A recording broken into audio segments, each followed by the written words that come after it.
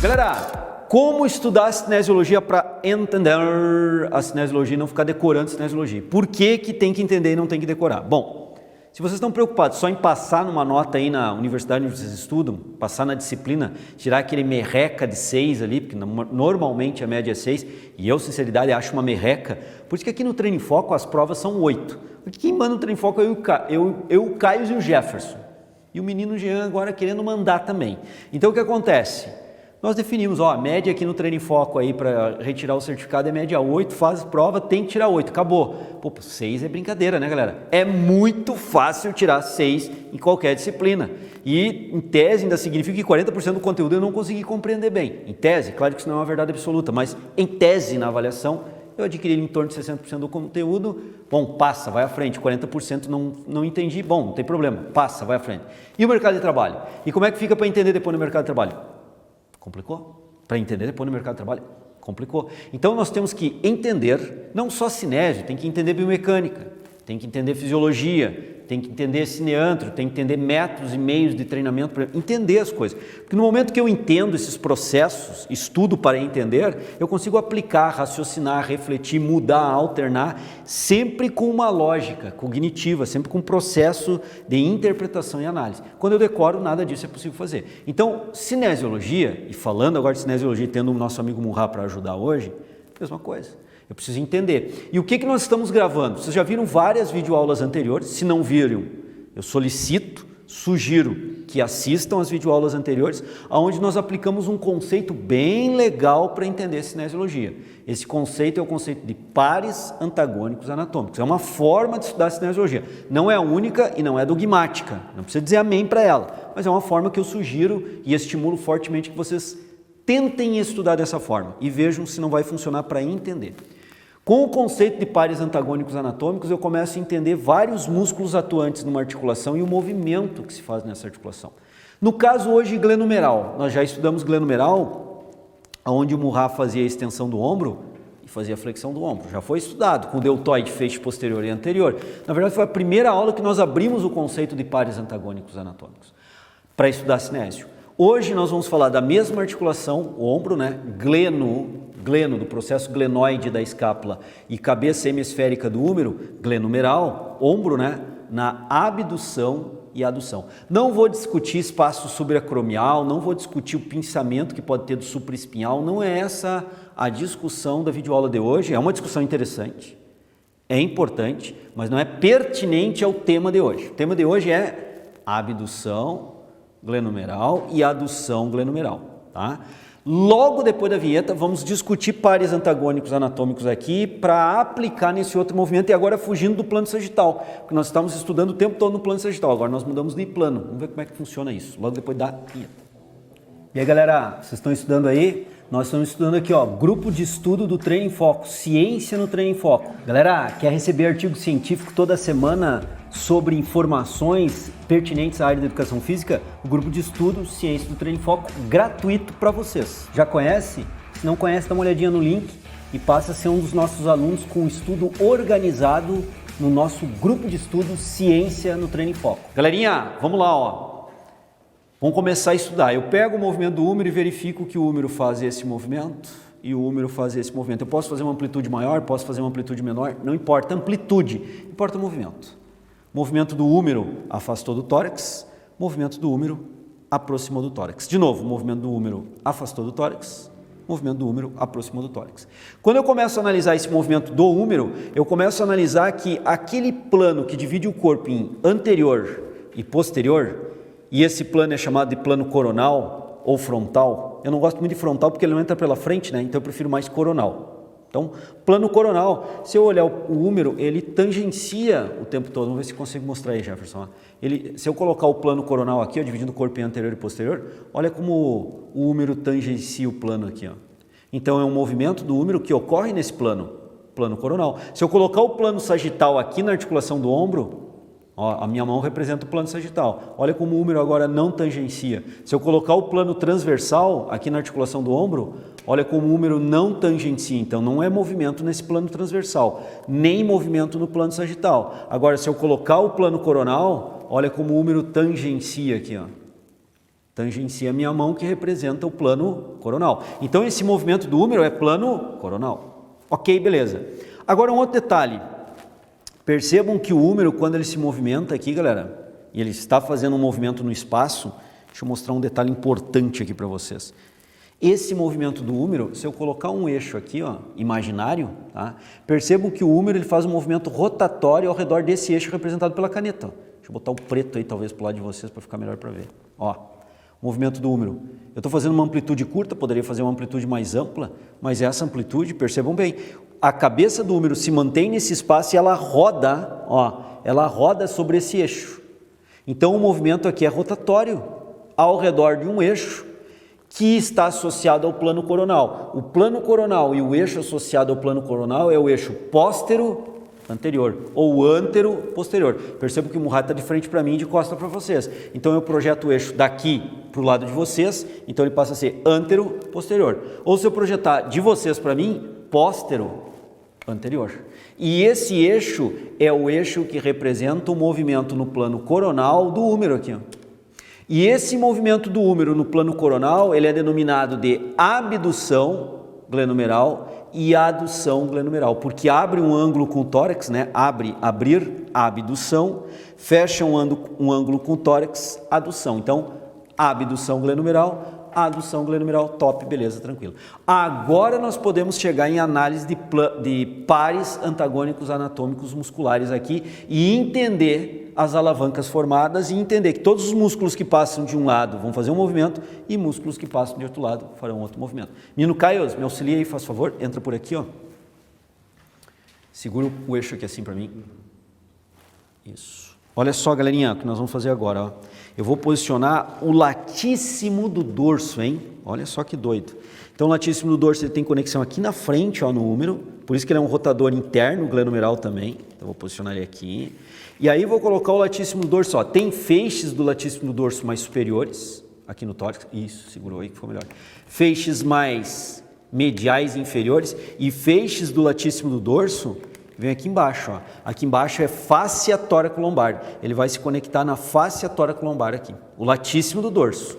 Feixes mais superiores aqui, mediais que eu diria, e os superiores aqui em cima, ó. Aqui estão os superiores. Então eu vou colocar primeiro os superiores e vou fazer a abdução glenumeral. Eu quero que vocês observem. Eu vou deixar um pouquinho frouxo a faixa elástica aqui, ó, para vocês observarem. Feixes mais superiores do latíssimo do dorso, tá? Aqui ele vai se unir. Isso, vai ficar mais fechadinho aqui. Olha só, olha só, olha só. Olha o que acontece com a faixa elástica. Ela alonga, olha o que acontece com a faixa elástica, ela fica frouxa. De novo, ó. Aqui alonga o latíssimo do dorso, aqui encurta o latíssimo do dorso. Feixes superiores, feixes mediais do latíssimo. Ó, desloquei mais para cá. Olha só, alonga o latíssimo do dorso, encurta o latíssimo do dorso. Tá dando para perceber na filmagem, gente? Ó, vou deixar um pouquinho frouxo. Ó, alongou latíssimo, encurtou latíssimo. Vou colocar lá na fáscia tóraco-lombar agora. Dali, lá embaixo. Aqui, ó.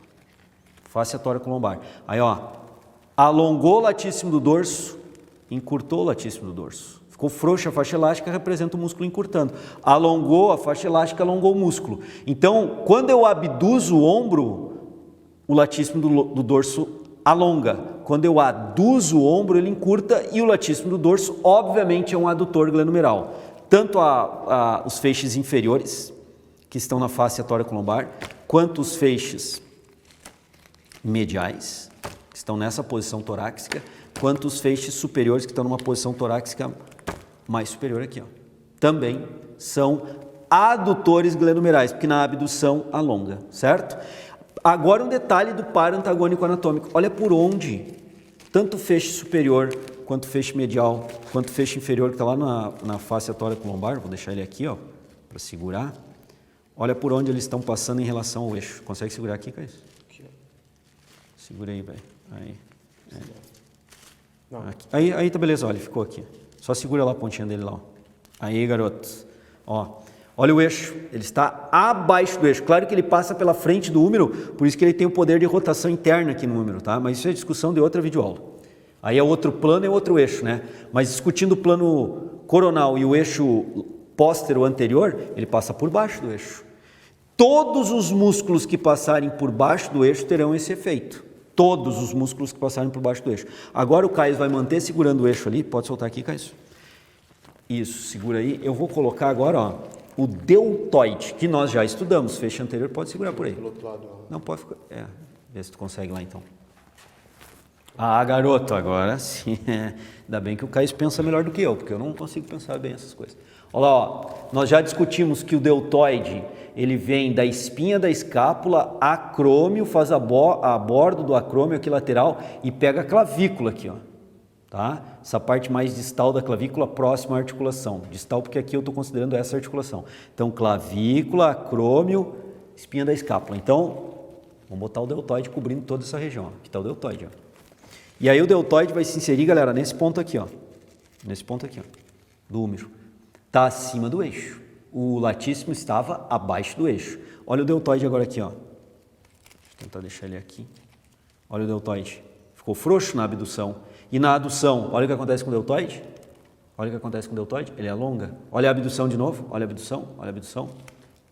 Ó.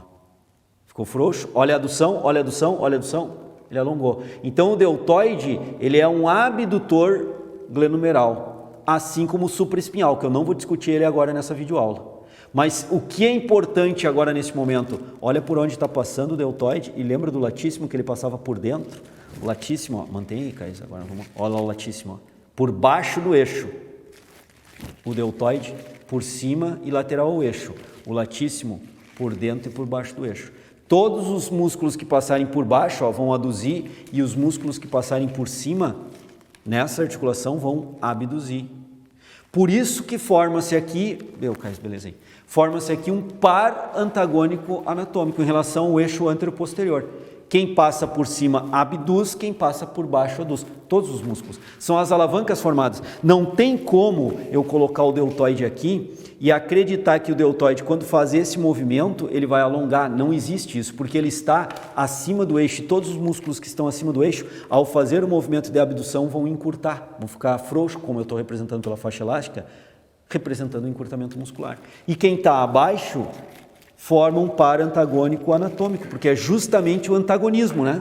Na abdução alonga e na adução encurta. E mais uma vez, semelhante às demais videoaulas, nós estamos vendo um par antagônico anatômico estabelecido, de novo na articulação glenumeral, não no movimento de flexão e extensão, plano sagital, mas agora no movimento de abdução e adução, plano coronal. Então percebam bem, pegando agora a articulação do ombro, em algum momento aqui no vídeo também o Jefferson agora vai linkar de novo a aula que nós vimos a flexão e extensão do ombro, mesma articulação, mudou o plano, mudou o eixo, mas o conceito é o mesmo, par antagônico anatômico, tracionando para um lado e para o outro. Sempre nas articulações corporais existe um eixo imaginário e tem músculos rodando de um lado, músculos rodando do outro lado, e esse equilíbrio tensional é que vai manter essa articulação bem equilibrada. E no movimento vai tracionar músculos para um lado, músculos para o outro lado, formando pares que são antagônicos em termos de anatômicos, né? Em termos anatômicos, em termos de ação muscular anatômica. Essa é a ideia. Esse é o conceito para estudar a cinesiologia. Então aqui eu falei do latíssimo, eu poderia falar de outros músculos que fazem esse movimento. E aí também nós podemos entender quando um músculo passa a ser mais ou menos extensor do ombro, tipo latíssimo, mas isso é para outra videoaula, só vou deixar aqui a pincelada para vocês. A curiosidade no ar, o latíssimo do dorso está lá, está aqui. E aí o Munhá, ele flexiona o ombro, alonga o latíssimo. E ele vem estendendo o ombro, ele vem encurtando o latíssimo. Agora, quando ele passa de um determinado ponto para trás, aqui o Munhá, e ele vem rodando para trás, o latíssimo passa a alongar de novo, o latíssimo passa a ser antagônico dentro do mesmo plano de movimento. Mas isso é assunto de uma outra videoaula. Mas com essa técnica para estudar a cinesiologia, é possível estudar isso. Tá ok, galerinha? Gostaram da videoaula de hoje?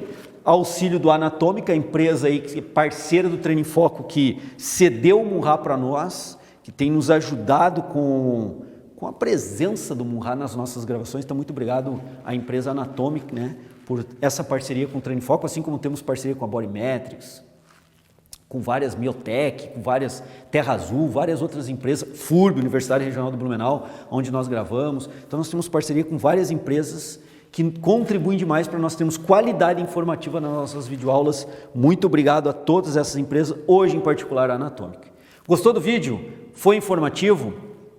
Trouxe informações importantes para entender e estudar cinesiologia? Nos dá uma mão, nos ajuda, contribui, nos dá um retorno. Como? Divulgando. Simplesmente isso. Divulgue o nosso material. Divulgue para os colegas de universidade, se vocês que me assistem são acadêmicos, divulgue para os colegas, professores de universidade, por que não também? Embora vários professores universitários já estão divulgando as nossas videoaulas, várias, né? Temos aí relatos de vários professores universitários nesse sentido. Muito obrigado a esses colegas professores universitários que usam o nosso material como material didático de aula. A gente agradece demais e se sente feliz. Nós, a equipe Treino em Foco, nos sentimos muito felizes em poder estar contribuindo com várias universidades no Brasil. Isso é um orgulho e uma honra muito grande. Obrigado mesmo a esses colegas. E também indico vocês, se estão trabalhando em academia, como personal trainer, indicar para os colegas que atuam, profissionais, né, para estar sempre se qualificando. Formação continuada, hoje mais do que nunca é importante. Então divulgue, inclusive para os clientes. Talvez os clientes assistindo essas videoaulas passem a dar mais valor, mais importância ao trabalho que vocês fazem personalizado dentro da academia. Talvez credibilize ainda mais o trabalho de vocês perante esses clientes e vocês cresçam enquanto profissionais de educação física em maior credibilidade também perante o cliente. Isso é extremamente importante, isso é fundamental e nós estamos aqui para ajudar nesse processo. Então, o que a gente pode pedir de contrapartida é divulguem o nosso material, divulguem, que será uma grande ajuda para o Treino em Foco, tá bom? Valeu, galera, valeu, Murra, mais uma, né? Mais uma que foi para conta. Valeu, pessoal, um abraço.